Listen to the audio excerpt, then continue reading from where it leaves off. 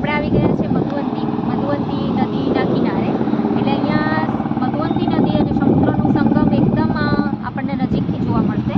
અત્યારે પાણી મધુવંતી નદીમાં બહુ નથી, તો આપણે દૂરથી જ આપણે જોઈએ કે સંગમ થતો નહીં જોવા મળે, પણ એ સંગમ તીર્થના આપણે દર્શન અને અહીંયા જે ઐતિહાસિક મતલબ મંદિરો છે અને અહીંયા સરસ ફરવા જેવું પિકનિક જેવું મતલબ બનાવેલું છે, સરસ સ્થાન છે, રમવા જેવું છે માહોલ, અને સમુદ્રનો કિનારો પણ સરસ રીતે દેખાય છે.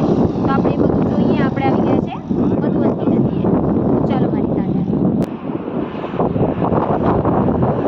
રોડ પરથી એકદમ જ થોડે દૂર આવતા સમુદ્રના તટે, એટલે મતલબ સમુદ્રના કિનારે કિનારે જે રોડ પરથી આવતા જ આપણને અહીંયા મધુવંતી નદી, માધવપુરથી લગભગ 4 કિલોમીટર આપણે આ બાજુ પોરબંદર બાજુ આવીએ ને એટલે આ મધુવંતી નદી આવે. રોડ પરથી જ એકદમ આપણને દેખાઈ જાય.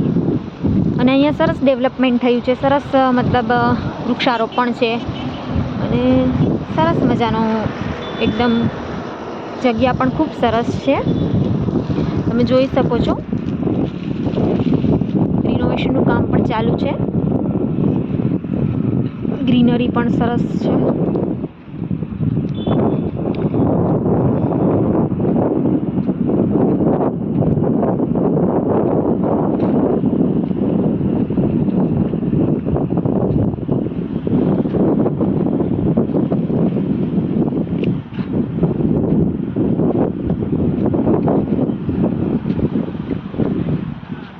અહીંયાથી રોડ દેખાઈ જ રહ્યો છે.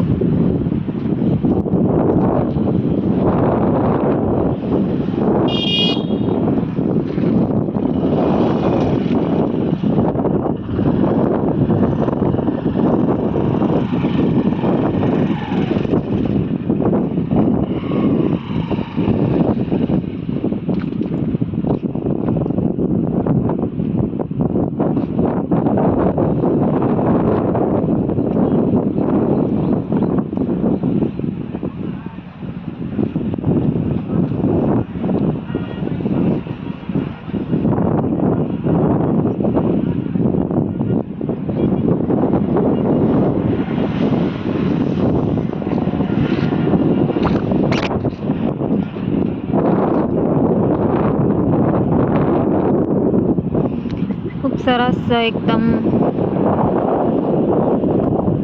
વાતાવરણ છે એનું. અને ખાસ ગરમીના દિવસોમાં અહીંયા ખૂબ પબ્લિક હોય છે. અત્યારે તો મતલબ મેળાનો માહોલ ને બધું હોવાથી પણ વીકેન્ડમાં અહીંયા ખાસી પબ્લિક હોય છે.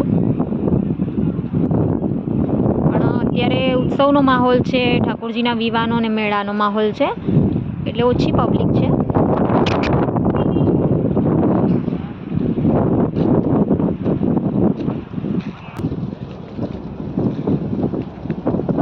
સિદ્ધેશ્વર મહાદેવના મંદિર આવી ગયા છે. આ મંદિર એકદમ પ્રાચીન છે અને સંગમ તીર્થ ઉપર જ છે. હમણાં જ જીર્ણોદ્ધાર થયું છે અને બહુ પ્રાચીન છે, અતિ પ્રાચીન મંદિર છે અને સરસ મજાનું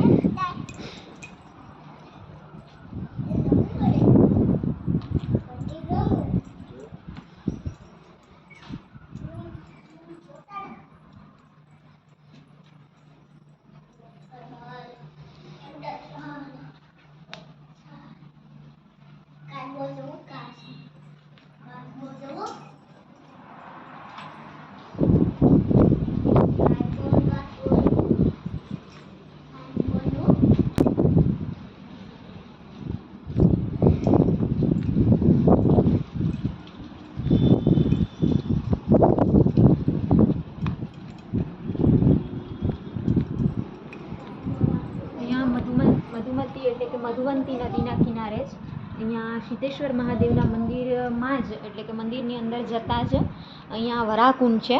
આ પણ બહુ પ્રાચીન છે અને સંગમ તીર્થ એટલે કે મધુમતી નદી અને સાગરનું, સમુદ્રનું સંગમ થાય છે એની બાજુમાં આ જે કુંડ છે એનું પણ ખૂબ મહત્ત્વ છે.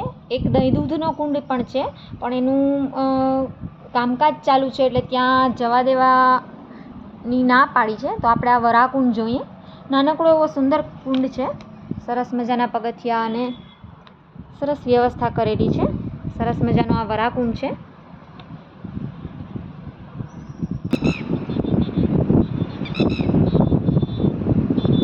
મંદિરની એક્ઝેક્ટલી બાજુમાં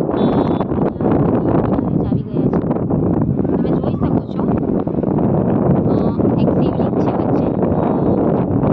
અને જ્યારે વરસાદનું પાણી આવે અને નદીમાં પૂર આવે છે, એટલે કે નદીમાં પાણી આવે છે, ત્યારે આ શિવલિંગ ઉપરથી પાણી પસાર થતું હોય છે અને પછી સંગમ થતો હોય છે. સમુદ્ર એક્ઝેક્ટ સામે દેખાય છે. વચ્ચે બસ થોડી રેતી અત્યારે પાણી ન હોવાથી રેતી છે, પણ આ નદી અને સમુદ્રની વચ્ચે બસ જે થોડી રેતી છે ને એ પાણી આવવાથી એકદમ સંગમ ક્લિયરલી આપણે જોઈ શકીએ. આ આખી નદી છે, પાણી છે, સરસ લાગી રહી છે, સરસ વ્યૂ છે. અને આનું ઐતિહાસિક મહત્વ ખૂબ સારું અને જાણવા જેવું છે. મધુમતી નદીનું બે નામ છે. અહીંયાના લોકો, સ્થાનિક લોકો મધુવંતી નદી કહે છે, પણ મધુમતી નદી એમ પણ નામથી ઓળખાય છે. એટલે શ્રી સ્કંદ પુરાણના જે મધુમતી પ્રશંસા કથનનો 7મો અધ્યાય છે ને, એમાં મધુવંતી નદી વિશે ખાસું વર્ણન થયું છે. જે સ્કંદ પુરાણમાં એમ કહેવાય છે કે મધુદૈત્ય નામનો જે રાક્ષસ હતો એને વિષ્ણુ ભગવાને માર્યો અહીંયા. અને પછી જે બાહુયુદ્ધ, ભયંકર બાહુયુદ્ધ થયું અને પછી વિષ્ણુ ભગવાનને તૃષા લાગી, એટલે કે તરસ લાગી. તો એ તરસ લાગવાથી વિષ્ણુ ભગવાને ગંગાજીનું સ્મરણ કર્યું અને સ્મરણ કરતાં જ મધુમતી આવ્યા, એટલે કે મધુગંગા. એટલે એ નામ પરથી આ ગંગાના જલનું પાન કરી ભગવાને મધુદૈત્યને માર્યું. તેથી આ નદીનું નામ મધુમતી પડ્યું અને અત્યારે અપભ્રંશ થઈને મધુવંતી પણ કહેવાય છે. એટલે એ જે ભગવાન વિષ્ણુએ મધુદૈત્યને અહીંયા માર્યો એ ભાવથી અહીંયા મધુમતી નદી, અને એ નામ પરથી જ મધુદૈત્યના નામ પરથી જ માધવ નામ પડ્યું. એક એ પણ વાયકા છે, એ પણ આપણને સાંભળવા મળે છે. અને બહુ સરસ સંગમ તીર્થનું આ ભાવ છે. સરસ સ્કંદ પુરાણમાં પણ આનું વર્ણન છે. અને મધુમતી અને મધુવંતી એમ બે નામથી આ નદી પ્રચલિત છે. અને તટનો કિનારો, તટ પ્રદેશ પણ બહુ સરસ છે. ખાસ ફ્રેન્ડ્સ એ જણાવવાનું કે ભાદરવા મહિનામાં જ્યારે એકાદશી, ગણેશ ચતુર્થી પછી સુદ એકાદશી આવે છે, જે જલજીલણી એકાદશી કહેવાય.